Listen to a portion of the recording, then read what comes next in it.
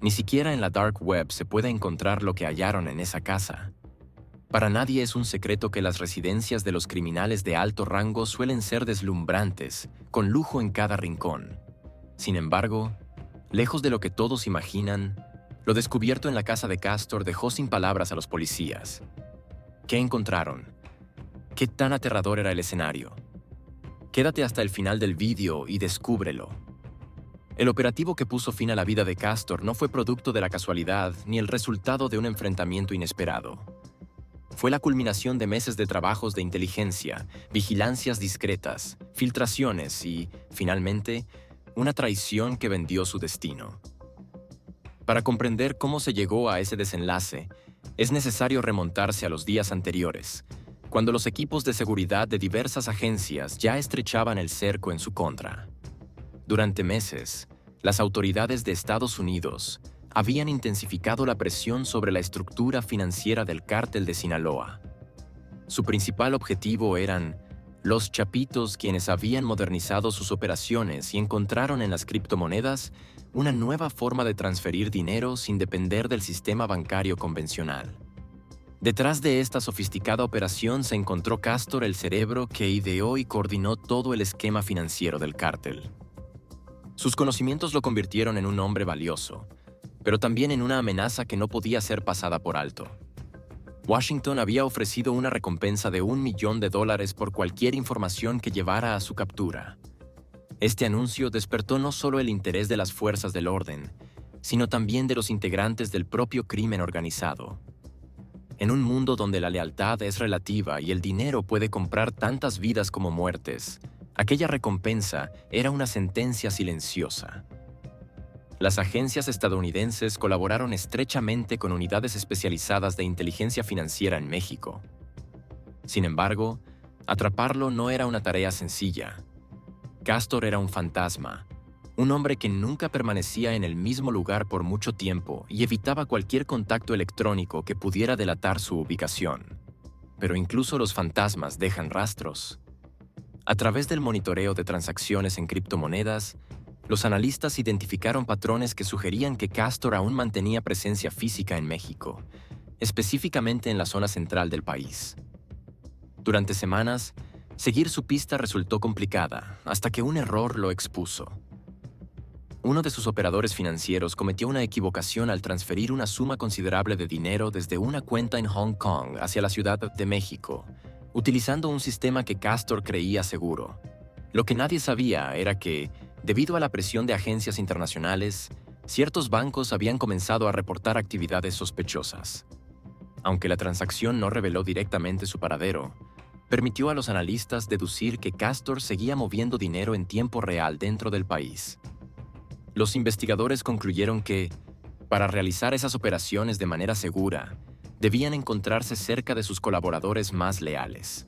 La vigilancia se intensificó sobre empresarios y financieros vinculados al crimen organizado, hasta que se identificó un patrón en los desplazamientos de uno de sus contactos clave, un contador cuya identidad permanecía en secreto.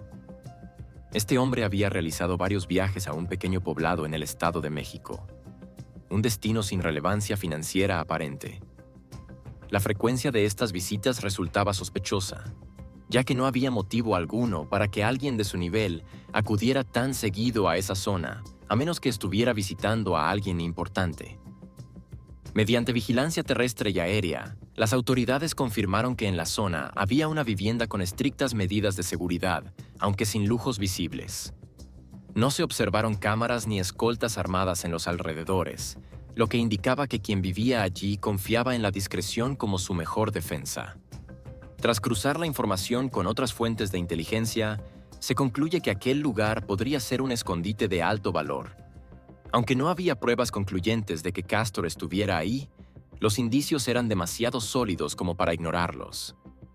La noche del 2 de febrero fue elegida meticulosamente para llevar a cabo el operativo. La estrategia no consistía en un asalto masivo ni en una redada violenta, sino en una acción quirúrgica. Castor era un hombre sumamente cauteloso. Cualquier signo de movimiento extraño lo haría huir. Por ello, Se decidió que no habría despliegue visible de fuerzas federales ni equipo táctico pesado cerca de la zona.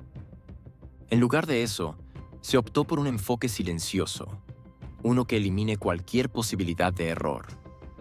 El grupo elegido para la operación estaba compuesto por un número reducido de agentes de una unidad especial, entrenados en operaciones de alta precisión. No usarían uniformes ni vehículos oficiales, sino que se mezclarían con la multitud, pasando desapercibidos y sin levantar sospechas. Sin embargo, la verdadera clave del operativo no residió tanto en el trabajo de inteligencia, sino en el informante que vendió el destino de Castor a alguien de su círculo más cercano. Filtró información precisa sobre su desfile. Aunque hasta hoy se desconoce con certeza su identidad, los indicios apuntan a que era alguien que ya no confiaba en su liderazgo. O bien, encontró en la recompensa una oportunidad demasiado atractiva para ignorarla. Se especuló que fue uno de sus operadores financieros, alguien que comprendió la magnitud del cerco que se estaba cerrando y que prefirió negociar su propia protección antes de ser arrastrado por la caída de Castor. La filtración no solo reveló su ubicación exacta, sino también detalles clave sobre su rutina. Se sabía que esa noche Castor saldría brevemente al patio trasero de la casa, como hacía casi siempre después de la medianoche. No era un hombre de rutinas fijas, pero en los últimos días su paranoia lo había llevado a minimizar su exposición al mundo exterior.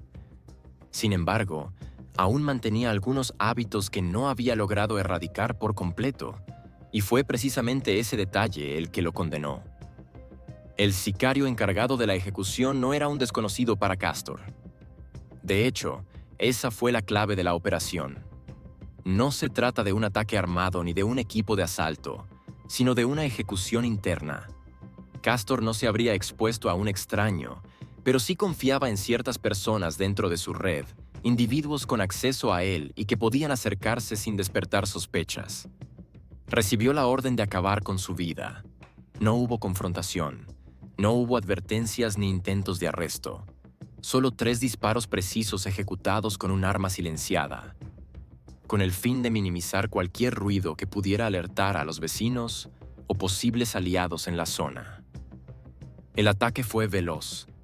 Castor no tuvo tiempo de reaccionar. Su cuerpo cayó al suelo sin resistencia, sin entender completamente lo que estaba ocurriendo.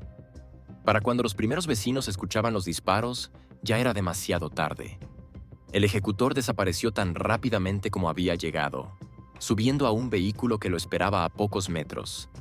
No hubo testigos directos, y quienes oyeron el sonido no se atrevieron a salir a la calle, pues en esa zona ese tipo de muertes eran tratadas como parte de un código que nadie debía cuestionar.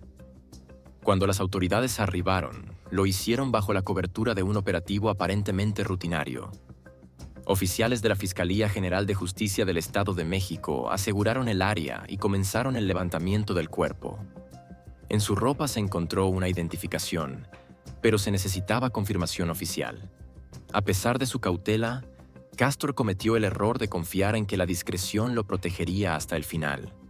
No había escoltas ni un sistema de seguridad avanzado en la casa. La misma estrategia que lo mantuvo con vida durante tanto tiempo. La de no llamar la atención fue la que facilitó su ejecución. Las noticias de su muerte se propagaron rápidamente. Bueno, y en el Estado de México fue asesinado Mario Alberto Jiménez Castro, alias El Castor. Las cámaras de seguridad captaron el momento en que Mario Alberto Jiménez Castro, supuesto operador, no solo en las agencias de seguridad, sino también en los círculos criminales, fue eliminado. Para los chapitos, su asesinato representó una pérdida significativa en su red de lavado de dinero. Castor era el hombre que aseguraba que millones de dólares fluirían sin dejar rastro, y su desaparición dejaba un vacío difícil de llenar. La sospecha sobre la traición dentro de su círculo se intensificó. ¿Fue un ajuste de cuentas internas? ¿Fue un acto preventivo para evitar que su información cayera en manos equivocadas? ¿O simplemente la consecuencia inevitable de operar en un mundo donde nadie está a salvo por mucho tiempo? Cuando los agentes ingresaron en la casa de Castor tras su ejecución, ninguno estaba preparado para lo que encontrarían en su interior. El operativo había sido diseñado con precisión quirúrgica, y la prioridad era neutralizar al hombre que había manejado millones de dólares del narcotráfico sin dejar rastro. Sin embargo, lo que se desarrolló dentro de la propiedad dejó claro que la operación estaba lejos de haber terminado. La fachada de la casa era simple, un lugar que no llamaba la atención, ubicado en una zona discreta de Calimaya, Estado de México. No tenía los lujos que cabría esperar de alguien con su nivel de poder dentro del crimen organizado. No había autos de lujo en la entrada, ni escoltas visibles, ni medidas de seguridad sofisticadas. Solo una casa común, con cortinas cerradas y una reja oxidada.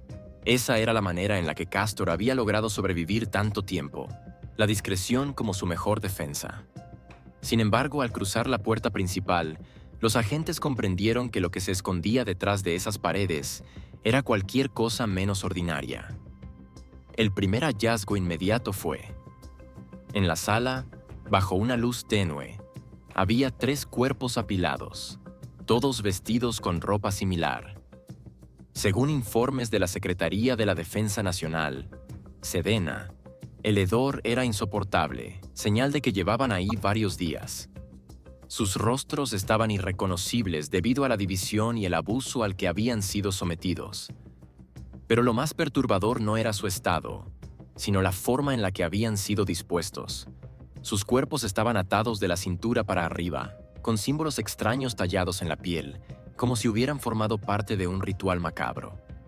En el suelo junto a ellos se encontraron rastros de sangre seca, algunas velas apagadas y restos de un líquido espeso que nadie se atrevió a analizar en ese momento. Los agentes avanzaron con cautela. Algunos intentaron mantenerse firmes, pero otros, con menos experiencia en este tipo de escenas, comenzaron a mostrar signos de náusea. Uno de ellos corrió hacia la entrada para vomitar, incapaz de soportar la combinación del olor y la brutalidad de la escena. Pero eso era solo el comienzo. Al pasar a la siguiente habitación, encontraron lo que parecía ser un estudio improvisado. En las paredes había múltiples pantallas de computadora encendidas, mostrando imágenes en pausa de lo que parecían ser grabaciones de vigilancia. Algunas mostraron calles transitadas, otros lugares desconocidos. Sin embargo, lo que más llamó la atención fue un monitor central, donde se reproducía un video en bucle. Al acercarse, los agentes se quedaron sin palabras. La grabación mostró la ejecución de un grupo de personas en lo que parecía ser una bodega abandonada. No eran muertes rápidas, sino torturas meticulosas, realizadas con un nivel de sadismo que resultaba difícil de procesar. Los verdugos no utilizaban armas de fuego. En su lugar, recurrían a herramientas primitivas, lo que extendía el sufrimiento de las víctimas por largos minutos. La calidad de la imagen era nítida, como si alguien hubiera querido documentar cada detalle con precisión. Uno de los agentes, incapaz de soportarlo más, apagó la pantalla de un golpe, pero el horror no terminó ahí. Sobre la mesa principal del estudio había una serie de carpetas con fotografías impresas. Al abrirlas, descubrieron que se trataba de personas que, según todo indicaba, estaban siendo vigiladas. Había fotos de periodistas, jueces, agentes de inteligencia y miembros de la Sedena. Algunas imágenes tenían anotaciones a mano con fechas y ubicaciones específicas, como si se estuviera planificando algo más grande. Lo que encontraron al seguir revisando era aún peor. En una de las carpetas había imágenes de niños y adolescentes, todas acompañadas de nombres y edades. Ninguno de los agentes quiso decirlo en voz alta, pero todos entendieron lo que significaba. Castor no solo manejaba el lavado de dinero del cártel, también estaba involucrado en algo mucho más oscuro. Mientras procesaban la información, uno de los policías revisó un pequeño cuarto que parecía ser un almacén.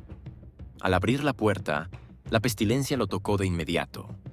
En el suelo había más cuerpos, aunque estos estaban en un estado de procesamiento más avanzado. La mayoría de ellos parecían ser hombres jóvenes, algunos con uniformes que sugerían que podrían haber sido miembros de alguna corporación de seguridad. Sus rostros estaban cubiertos con bolsas de plástico, amarradas al cuello con alambre. A su lado se encontraron registros de transferencias bancarias y recibos de depósitos en efectivo. Todo indicaba que estos hombres habían sido interrogados antes de ser asesinados. Lo que realmente hizo que varios de los agentes abandonaran la casa con el estómago revuelto fue lo que encontraron en una habitación sellada con una gruesa puerta metálica. Tras forzar la cerradura, ingresaron a lo que parecía ser un espacio de tortura. En las paredes había manchas de sangre seca, marcas de clavos en la madera y cadenas oxidadas colgando del techo. Sobre una mesa de metal se encontraron más herramientas, cuchillos afilados, pinzas y jeringas con sustancias desconocidas. En una esquina, un pequeño generador emitía un zumbido constante. Al abrirlo, descubrió bolsas con órganos humanos etiquetados con códigos numéricos. Nadie pronunció palabra. Nadie quería imaginar lo que realmente había ocurrido en esa habitación. Las comunicaciones se volvieron caóticas. Lo que comenzó como una operación para neutralizar a un operador financiero se había transformado en el descubrimiento de una de las escenas más perturbadoras en la historia reciente del narcotráfico. De inmediato, se notificó a las unidades forenses y a los altos mandos, pero la información debía manejarse con cautela. Un hallazgo de esta magnitud no podía hacerse público sin consecuencias. Si se filtraba, no solo desataría una crisis de seguridad, sino que también podría provocar represalias brutales por parte de quienes habían trabajado con Castor. Mientras los agentes salían de la casa para tomar aire, uno de ellos, aún pálido por lo que había visto, murmuró algo que resonó entre todos. Este tipo no solo lavaba dinero, este tipo manejaba algo mucho peor. Nadie respondió. No hacía falta. Todos sabían que habían entrado en un infierno que nadie quería descubrir. Con el amanecer, el operativo se convirtió en una operación de contención.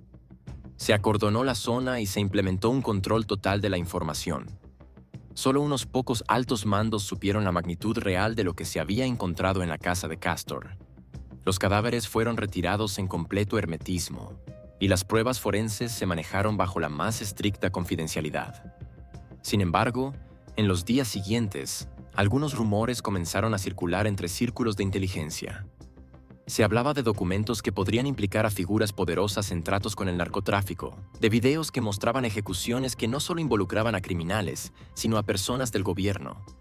Se decía que Castor no solo había sido un operador financiero, sino el custodio de secretos que, de salir a la luz, pondrían en jaque a muchas figuras de alto nivel. ¿Será que detrás del narcotráfico, Castor tenía un aliado en la presidencia? Tú, ¿qué opinas? Déjanos saber tu opinión. La verdadera razón la sabrás al final. Posteriormente, al recoger todo el material en una bodega que parecía ser simple, había varios estantes metálicos repletas de cajas con documentos, discos duros y una gran cantidad de cintas etiquetadas con fechas y códigos en tinta negra. No fue hasta que las llevaron a una instalación segura y comenzaron a revisarlas con cautela que los agentes comprendieron la verdadera magnitud de lo que habían encontrado. La primera cinta que decidió ver era una de las más recientes. La fecha en la etiqueta indicaba que había sido grabada apenas unas semanas antes de la ejecución de Castor.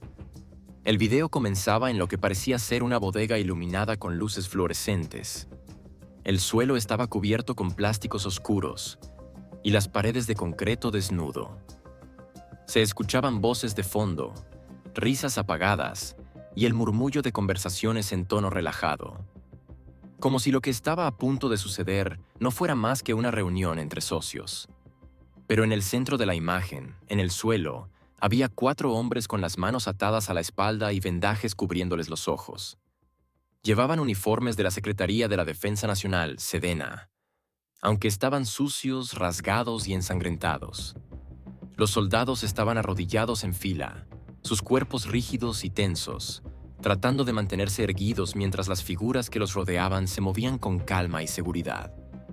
Uno de los hombres en la grabación, un individuo alto con una chaqueta oscura y una gorra negra, sostenía un machete con la punta apoyada en el suelo. Fue entonces cuando lo vieron.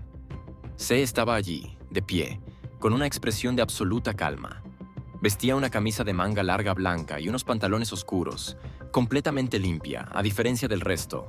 Sostenía un cigarro en una mano y en la otra una botella de algún licor costoso. Sonreía mientras hablaba con alguien fuera de cuadro. Uno de los soldados intentó hablar, pero su voz temblorosa apenas era comprensible. «Por favor», comenzó a decir, antes de que uno de los hombres que lo custodiaban le diera un golpe en el rostro con la culata de un rifle, haciendo caer al suelo con un crujido sordo. La bodega se estalló en risas. Castor no reaccionó de inmediato. Solo inhaló su cigarro con tranquilidad, como si estuviera disfrutando del momento. Finalmente, caminó hasta donde estaba el soldado caído y se agachó junto a él. «No se trata de ustedes», murmuró Castor, su voz apenas captada por el micrófono. «Esto es un mensaje». El soldado sollozaba, su cuerpo temblaba de miedo. Los otros 3 hombres también parecían estar rezando en silencio, esperando lo inevitable. Castor se levantó y dio un paso atrás. Luego hizo un gesto con la cabeza y el hombre de la chaqueta oscura se adelantó. Levantó el machete y, sin vacilar, lo bajó con toda su fuerza. La hoja atravesó el cuello del soldado en un solo golpe. Su cabeza quedó colgando por un hilo de carne antes de caer al suelo con un sonido seco. El cuerpo se desplomó en espasmos y la sangre comenzó a expandirse por el plástico negro en el suelo. Los otros 3 prisioneros gritaron, pero sus voces se perdieron en el bullicio de las risas y gritos de celebración de los hombres que estaban de pie. Los agentes que vieron la grabación se quedaron en silencio. Algunos apretaron los dientes, otros desviaron la mirada por un momento. Pero había más cinta por revisar. El video continuó con la tortura de los otros 3 soldados. No fueron ejecuciones rápidas. Primero les cortaron los dedos, luego los desollaron vivos con cuchillos mientras Castor observaba, dando indicaciones a los verdugos, como si se tratara de una lección. En un momento, uno de los hombres de la chapiza tomó una navaja y comenzó a arrancarle la piel del rostro a uno de los soldados, mientras éste gritaba y se retorcía en agonía. Todo estaba siendo filmado con una calidad escalofriante. No era un simple asesinato, era un espectáculo, un mensaje para quien quiera que lo viera. La cinta terminó con los cuerpos de los soldados apilados en un rincón, convertidos en poco más que masas de carne irreconocibles. Castor, en la última toma, se acercó a la cámara, sonriendo, y levantó su botella en un gesto de brindis antes de que la grabación se cortara. Los agentes pausaron el video, y durante un momento, nadie dijo nada. Uno de ellos se levantó bruscamente, corrió al baño y vomitó. Los demás permanecieron en sus asientos, intentando procesar lo que habían visto. Pero aún quedaban muchas más cintas. La siguiente que decidió revisar no tenía una fecha reciente. Estaba marcado con un número que no correspondía a ninguna cronología clara, como si hubieran intentado clasificarla de manera diferente. Cuando la reprodujeron, el contenido era aún peor. Esta vez la grabación no mostró soldados ni enemigos del cártel. Mostró un grupo de niños pequeños entre 6 y 10 años, algunos desnudos, otros vestidos con ropa sucia y desgarrada. Estaban en lo que parecía ser una celda subterránea, encadenados por los tobillos. Lloraban y se abrazaban entre ellos, mientras una puerta metálica al fondo se abría lentamente. Una figura entró en la habitación, vestida con guantes quirúrgicos y un delantal de plástico. No se le veía el rostro, pero en la mano sostenía un bisturí. Uno de los niños gritó cuando la figura se acercó, pero no había escapado. El video continuó durante varios minutos, mostrando cómo uno por uno eran llevados fuera de la celda. Lo que les sucedió después no estaba registrado en esa grabación, pero en otra cinta más adelante se podía ver imágenes de cuerpos pequeños envueltos en bolsas plásticas, almacenados como si fueran mercancía. Uno de los agentes se levantó bruscamente y apagó la grabadora de un golpe. «Esto no puede salir de aquí», murmuró con la voz temblorosa. No podemos dejar que esto se filtre». Pero todos sabían la verdad.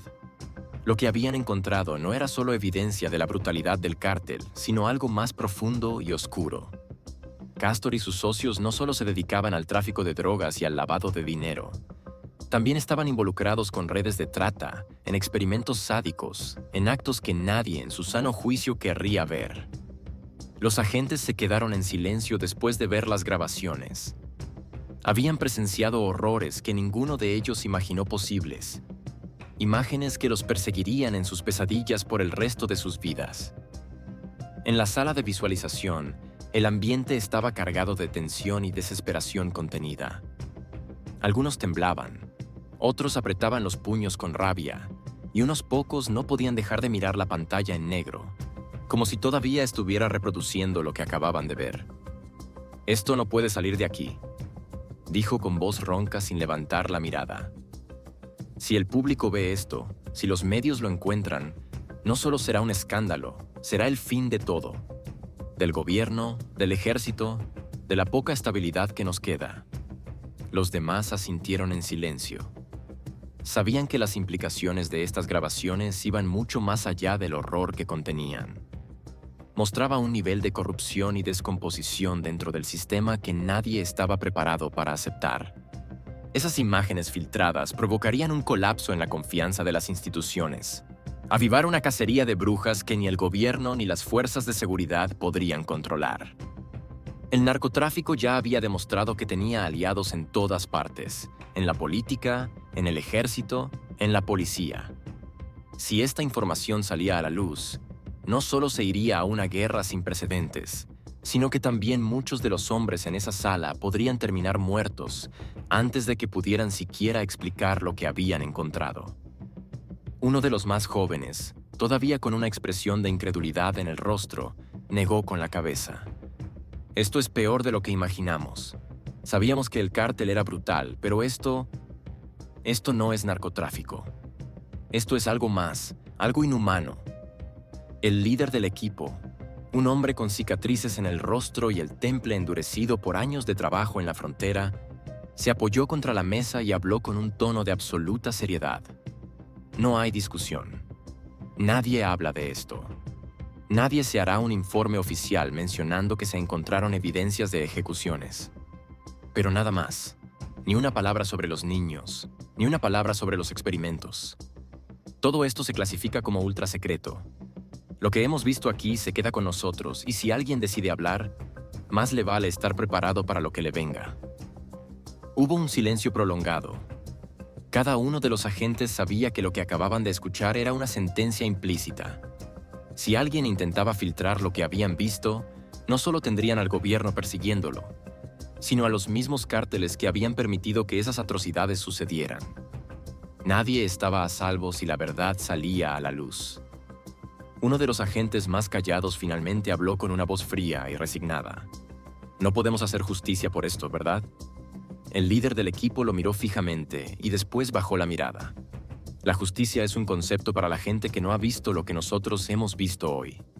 Nosotros solo sobrevivimos con eso». La decisión quedó tomada. Se apagaron los monitores, se aseguraron las cintas y los discos duros en una caja fuerte especial, y una a una, las pruebas fueron selladas bajo un nivel de seguridad tan alto que solo unos pocos sabrían de su existencia. Lo que habían encontrado en la casa de Castor no sería revelado, no porque no quisieran hacerlo, sino porque simplemente no podían. Y así llegamos al final de este video. Si te gustó, te invito a que nos des tu me gusta para seguir haciendo más videos como este. Además, no olvides suscribirte y activar la campanita para que no te pierdas ninguno de nuestros nuevos videos. Te deseamos un gran día. Hasta la próxima.